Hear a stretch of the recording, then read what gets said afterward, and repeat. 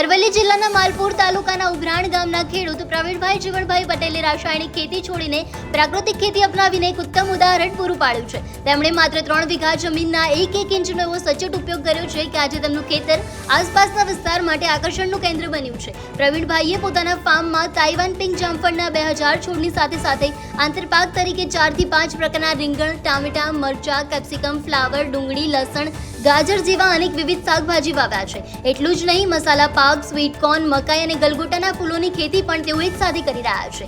ખાસિયત અને કમાણીની વાત એવી છે કે બજારમાંથી મળતી મોંઘી દવાઓ કે ખાતરને બદલે તેઓ જીવામૃત પદ્ધતિનો ઉપયોગ કરે છે। આ પદ્ધતિને કારણે ખેતીનું જોખમ ઘટ્યું છે અને આવક બમણી થઈ ગઈ છે। હાલમાં તેઓ આ ખેતરમાંથી દરરોજ ₹1500 થી ₹2000ની રોકડ આવક મેળવી રહ્યા છે। છેલ્લા 2 મહિનામાં જ તેમણે 1 થી 1.25 લાખની કમાણી કરીને અન્ય ખેડૂતો માટે આવક વૃદ્ધિની નવી કેડી કંડાળી છે।